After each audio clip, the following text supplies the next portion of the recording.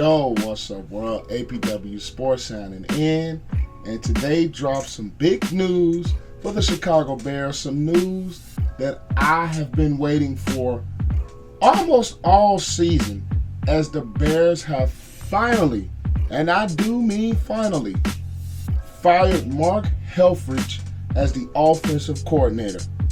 If you guys been watching my Bears reaction videos, you guys will know I have been clamoring for this firing for quite a few weeks now. And to see that headline pop up, it is probably one of the greatest things I've seen for a Bears fan, probably since we released Jay Cutler. That's how big this is for the Bears offense. Now, people are going to say, you fired the offensive coordinator, but you still keep Matt Nagy around. Here's the difference between being the head coach and offensive coordinator. The difference with the head coach and offensive coordinator is that the offensive coordinator, in this case is Helfrich, he has a lot to do with the play design. He has a lot to do with the schemes and preparation for each game each week. As the head coach, he's focused more on the team versus just one side of the ball. Even though Nagy is an offensive coach, Helfrich focuses solely on the offensive side of the ball and helps game plan and helps input the plays that are being called by Nagy. And by watching this Bears offense and watching them schematically, it was just way too much of the college game imported into this offense. Way too much of the college game. Now, if you put some of the college game into an NFL offense to kind of, mix up the system, mix things up, that is cool. But when you put too much of it, it spells disaster, especially for a quarterback like Trubisky, who has a good skill set, but it was not being used. They did not design many bootlegs and roll-out passes for him, which he is most effective as a roll-out quarterback. They did not commit to the run game most of the year. They were trying to make Trubisky to be that sit back in a pocket and just pick you apart quarterback. And Trubisky, let's face it, he is not that quarterback. And you're still designing plays, coming up with game plan, coming up with input that sits Trubisky in a pocket behind a suspect offensive line. That is just not going to work. When you don't have the best offensive line, you make sure you put input plays that will get Trubisky outside of the pocket. Roll him out to his right, roll him out to his left. Give him a little bit more design runs, as that was most effective in 2018, Trubisky using his athletic ability. And we really didn't see much of that until later in the season, when it was really too late for the Bears team to make a playoff run.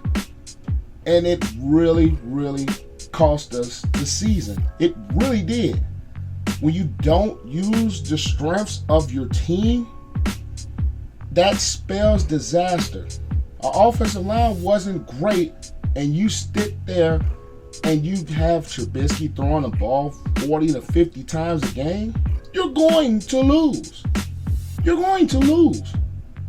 No matter what you do on defense, which the Bears defense was absolutely solid all year, no matter what you do, you're going to go 3-0, and you're going to lose games because you're not utilizing your guys' potential, and you're not utilizing your skill set, and you're not utilizing the offense to fit the skill set. You don't need players to fit your offense. You have to kind of create offensive plays that really fit the skill set of the players that you have. The Bears have an absolutely talented offensive playmaking with Cordell Patterson that can be used different ways. You have Allen Robinson, who's proved himself to be a top #1 receiver. You have Anthony Miller, who stepped up big. You don't really utilize Jovan Williams in the offense, and I've been clamoring for this guy to play for the last 2 years, and you don't integrate him into your offense. Meanwhile, Mike Davis was basically a wasted signing. So you don't utilize the guys that you have, it's going to spell disaster. And people saying, why you don't fire Nagy? Well, you got to think about this. Nagy, Trubisky, and Pace are basically attached at the hip to each other. So if you get rid of one, you're going to get rid of all 3 of them. And the key to success in the NFL is stability. You look at organizations like New England, New Orleans, Seattle, Kansas City, they have stability. And not only just stability, they have firm stability that makes sure that their team has success each year, in and out. They have success. For people to be clamoring for Matt Nagy's head, just after 2018, when you went 12-4, and it's not like the Bears had a horrendous season where they went from 12-4 to 4-12. They were an 8-18 with chances to win more games. They just couldn't capitalize at the end of games and make those plays to win games. It's not the time to break that up. Keep Nagy around. Now, if next season goes bad, then yeah, all 3 of them are out the door. But for now, you keep this group together for another year. You still have Trubisky on a cheap contract. You don't have to go sign a Cam Newton that's worth probably $15 to $20 million. You don't have to go pay that dollar for that quarterback. And you can keep those 3 together. Make some adjustments, as they did by firing Helfrich and along with other assistants. Probably add some more talent in free agency or the draft, and see how this thing goes in 2020. Now, if that doesn't go well, then yeah, they're all gone. But at the end of the day, I am so happy that Mark Helfrich is finally out of the door. That's all I have for you guys. Make sure to like the video, comment your thoughts down below, share the video, and subscribe to the channel, as that only helps the channel to grow. And also click the notification bell to be notified when your boy uploads a new video. And also, be sure to follow me on Twitter and Instagram to keep up with your boy APW Sports. Links will be in the description below. Both handles are APW Sports. I am signing out. See you guys next time. Have a great and excellent day. Peace out. I wanna say thank you to my mom and my daddy for making love the night that you had me. Wanna thank my friends, my sister, and my brother.